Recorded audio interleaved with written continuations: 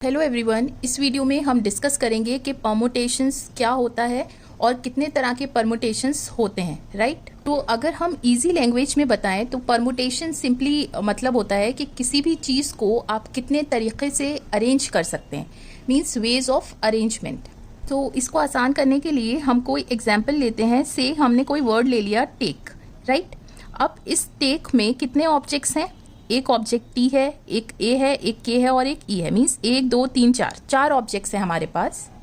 आपसे कह दिया कि बताइए कितने वेज होंगे अगर आप इन चारों ऑब्जेक्ट्स को एक साथ ले लें, तो कितने तरीके होंगे इनको अरेंज करने का। तो एक तरीका ये हो सकता है, राइट।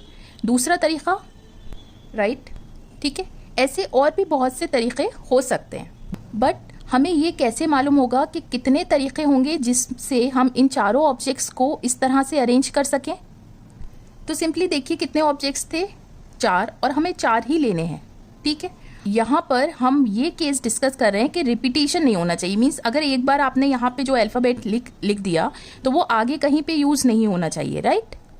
तो हमने देखा कि पहले ब्लॉक में आपके पास कितनी चॉइसेस हैं, 1 2 3 4 हैं, ठीक है। अब जो अल्फ़ाबेट यहाँ पे रख दिया वो आगे कहीं रिपीट नहीं होना चाहिए, ठीक है। तो अब आपके पास इसमें रखने के लिए कितनी चॉइसेस बची? 3 बची। उसके बाद आगे कितनी बची? जब यहाँ पे आपने 2 अल्फ़ाबेट्स रख दिए तो 2 बची। उसके बाद आपके पास 1 बची। तो टोटल वेज क्या हो गए? हमने इन चारों को मल्टीप्लाई कर दिया, दैट इज़ 24 तरीके से हम इन्हें अरेंज कर सकते हैं। अब 24 तरीके मीन्स इसके कितने परमुटेशंस हो गए? 24 परमुटेशंस हो गए। अब अगर आपसे कह दिया जाए कि सिर्फ इन 4 ऑब्जेक्ट्स में से 2 ऑब्जेक्ट्स को लेके आप अरेंजमेंट बताइए कितने हो सकते हैं, तो अब हमें सिर्फ 2 ऑब्जेक्ट लेने। तो ये हो सकता है टी ए या फिर के ई या फिर ए के, और इसी तरह से और भी अरेंजमेंट्स हो सकते हैं, राइट। तो अब हमें मालूम करना है कितने वेज होंगे। तो सिंपली हमें 2 ऑब्जेक्ट्स लेने थे। तो पहले ऑब्जेक्ट के लिए कितनी चॉइसेस होंगी? 1 2 3 4 में से आप कोई भी रख सकते हैं, रिपीटिशन हमें नहीं करना। तो आगे अब हमारे पास कितनी चॉइस बची? 1 हमने यहाँ पे रख दिया तो सिर्फ 3 बची, ठीक है। तो वेज कितने हो गए? 4 × 3 दैट इज 12 वेज। सिंपल है। तो अब अगर हम परमुटेशन की एक्चुअल डेफिनेशन की बात करें तो वो सिंपली क्या होता है? It is basically the arrangement of r objects taken out of n objects. क्या मतलब हुआ कि एन ऑब्जेक्ट्स मीन्स टोटल जितने ऑब्जेक्ट्स थे उनको एन कह दिया, और जितने ऑब्जेक्ट्स लेकर आपने अरेंजमेंट बनाया उसको आर कह दिया। इसको हम समझते हैं यहाँ पर इस केस में एन क्या है? Total objects, that is 1 2 3 4 objects. और अगर आप पहला केस लें तो यहाँ पे हमने कितने ऑब्जेक्ट्स लिए थे? 4 के 4 लिए थे, दैट इज आर क्या था? 4। दूसरे केस में हमने कितने ऑब्जेक्ट्स लिए थे? 2 ही ऑब्जेक्ट्स लिए थे, तो आर क्या थे? 2, राइट। तो हमें यहाँ से ये मालूम हुआ कि ये जो आर ऑब्जेक्ट्स हम लेंगे ये एन के बराबर भी हो सकता है या एन से छोटा भी हो सकता है। तो कंडीशन ये है कि आर जो है वो एन से छोटा भी हो सकता है या बराबर भी हो सकता है, लेकिन 0 से हमेशा क्या होगा? बड़ा होगा। ये तो ऑब्वियस सी बात है कि आपको कुछ ऑब्जेक्ट्स तो लेने पड़ेंगे अरेंजमेंट करने के लिए, right. That is why it is greater than 0। सो क्या जब रिपीटिशन नहीं हो रहा होगा और हमें परमुटेशन निकालने हैं, वेज ऑफ अरेंजमेंट निकालने हैं, तो क्या हर बार हमें इस तरह से करना पड़ेगा? नहीं। इसका एक जनरल फॉर्मूला होता है, that is n p r, that is n factorial divided by n minus r factorial, right. अब हम अपने फॉर्मूले से इस सवाल को करके देखते हैं क्या ये फॉर्मूला सच में काम कर रहा है। पहला केस लेते हैं। यहाँ पे एन क्या था? 4 और आर क्या था? 4, that is 4p4 and this is 4 factorial divide. ध्यान रहे 0 फैक्टोरियल हमेशा 1 होता है, ठीक है, सिंपल। अब दूसरा केस में लेके देखते हैं। यहाँ पे आर क्या है? 2, that is 4p2 and it is 4 factorial divided by 12 ways, simple. Now अब एक डाउट जो जनरली लोगों के जहन में आता है कि यहाँ पे जो नंबर्स आए, ये जो चॉइसेस आई, इनको हमने मल्टीप्लाई क्यों किया? क्या हम प्लस नहीं कर सकते थे? सो रीज़न इज़ कि let's take an example to understand it more clearly. Suppose करिए कि आपके पास 3 ऑरेंज हैं और 2 एप्पल्स हैं। हमने इनको नाम दे दिया। सो पहले केस में आपसे ये कहा गया कि इन 5 आइटम्स में से सिर्फ एक आइटम आपको सिलेक्ट करना है। तो देखिए एक आइटम में ये भी हो सकता है कि आपने सिर्फ O1 सेलेक्ट कर लिया, दूसरे में O2, O3, A1 या A2, राइट।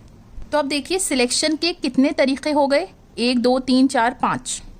तो यहाँ हमने ऐड क्यों किया, क्योंकि एक ही काम करने से हमारा पूरा काम जो है वो कंप्लीट हो गया। या तो हम ऑरेंज 1 सेलेक्ट कर सकते हैं या ये। दैट मीन्स जब भी और आए तो हमें करना होता है प्लस। कहने का मतलब है कि अगर इवेंट्स जो हैं आपस में एक दूसरे से कनेक्टेड नहीं हैं, इंडिपेंडेंट इवेंट्स हैं, तो हमें करना होता है प्लस। मीन्स एक ही इवेंट करने से हमारा पूरा काम कंप्लीट हो रहा है। हमें एक आइटम सेलेक्ट करना था, एक आइटम सेलेक्ट हो गया। अब दूसरा केस हम लेते हैं कि आपसे कह दिया जाए इसमें से एक ऑरेंज और एक एप्पल सेलेक्ट करिए। तो हमने ये ऑरेंज सेलेक्ट करा, लेकिन हम एप्पल ये वाला भी सिलेक्ट कर सकते हैं, ये वाला भी सिलेक्ट कर सकते हैं। सिमिलरली ऑरेंज ये सिलेक्ट करा तो एप्पल ये वाला भी सिलेक्ट कर सकते हैं इसके साथ, और ये भी कर सकते हैं। तो ऑरेंज सेलेक्ट करने के हमारे पास कितने तरीके हुए, 3 तरीके। और एप्पल सेलेक्ट करने के लिए हमारे पास सिर्फ 2 ही एप्पल हैं, तो 2 ही तरीके हैं, ठीक है। अब हमने देखा कि हमारा पूरा इवेंट तब कंप्लीट होगा जब हम एक ऑरेंज और एक एप्पल सेलेक्ट कर लेंगे। तो हमारे लिए ये दोनों इवेंट्स जो हैं वो आपस में क्या है, कनेक्टेड हैं।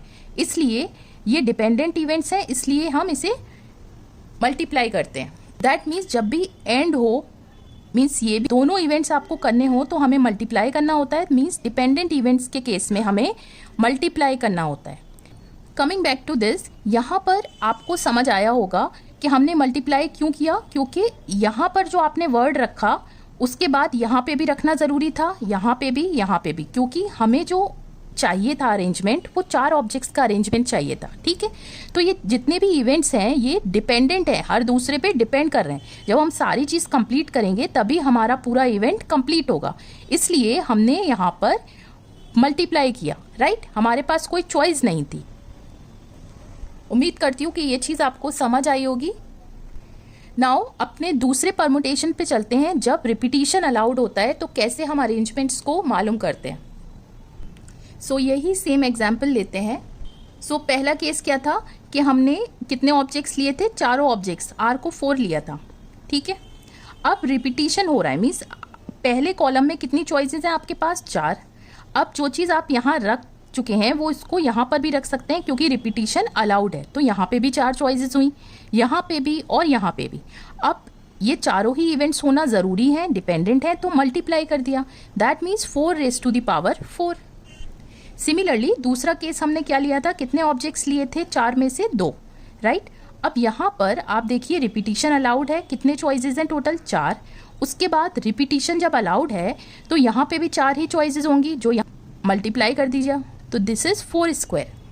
तो कहने का मतलब ये है कि जब रिपीटिशन अलाउड हो तो सिंपली परमुटेशंस क्या होते हैं, n raise to the power r। यहाँ पे n क्या था, 4, r क्या था, 4 raise to the power 4। Similarly यहाँ पे 2 था r, तो 4 raise to the power 2। Simple. अब देखिए हमने जो एग्जाम्पल लिया उसमें जो सारे ऑब्जेक्ट्स थे वो अलग अलग थे, कोई भी रिपीट नहीं हो रहा था। लेकिन अगर वो ऑब्जेक्ट्स रिपीट हों तब हम परमुटेशन कैसे निकालते हैं, this is your third case. So यहाँ पे देखिए ऑब्जेक्ट्स जो हैं वो रिपीट हो रहे हैं, ई जो है वो 2 बार आ रहा है। कैसे निकालेंगे, सिंपल हम ये ले लेते हैं कि रिपीटिशन अलाउड ही नहीं है, ठीक है। और 5 केस आपको लेना है। तो पहले में कितने ऑप्शंस हो गए, 4 5, दूसरे में 4, तीसरे में 2, राइट। मल्टीप्लाई कर दिया तो सिंपली ये किसके बराबर हो गया, 5 फैक्टोरियल के। लेकिन यहाँ पर ई जो है वो रिपीट हो रहा है, तो ये 5 फैक्टोरियल जो अरेंजमेंट्स आए, इसमें कुछ अरेंजमेंट्स ऐसे होंगे जो इस 2 ई की वजह से क्या हो रहे होंगे, रिपीट हो रहे होंगे, ठीक है। तो हमें वो अरेंजमेंट्स निकाल देने हैं। कैसे निकालेंगे, सिंपली आप ई का देखिए कैसे अरेंजमेंट कर सकते हैं। यहाँ पे कितनी चॉइस हो गई, 2, और फिर बचा एक ही, दैट इज 2 फैक्टोरियल। तो सिंपली इस 5 फैक्टोरियल को 2 फैक्टोरियल से डिवाइड कर दीजिए। So you will get 5 × 4। अब कोई और एग्जाम्पल लेते हैं to make it more clear. Simply यहाँ पे देखिए कैसे निकालेंगे अब डायरेक्टली, 1 2 3 4 5 6 7 8 9, टोटल 9 थे। डिवाइडेड बाय क्या क्या रिपीट हो रहा है, ए रिपीट हो रहा है 4 बार, 4 फैक्टोरियल, इनटू यहाँ पे तो एल भी रिपीट हो रहा है, तो हम मल्टीप्लाई कर देंगे कितनी बार, 2 बार, राइट। सो दिस इज, तो आपने इसे सिंपली सिंप्लीफाई कर लिया, राइट। सो ये अरेंजमेंट्स हो जाएंगे 1 2 3 4 5 6 7 8 9 10 11 फैक्टोरियल। अब 11 फैक्टोरियल अरेंजमेंट में से कुछ अरेंजमेंट्स रिपीट कर रहे होंगे, उनको कैंसिल करना है। किसकी वजह से रिपीट कर रहे होंगे?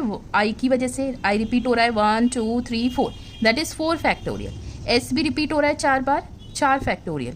पी भी रिपीट हो रहा है इंटू 2 फैक्टोरियल। इसे आपने सिंप्लीफाई कर लिया। Simply n factorial divided bye जो आइटम रिपीट हो रहे हैं, right, and so on. So that's it for now. I really hope you like this video, and even if you don't or you have any doubt, please let me know in the comment section. I will surely reply you back. But in both the cases, please don't forget to like, share and subscribe to my channel. Very soon I will come up with a new content. Thank you.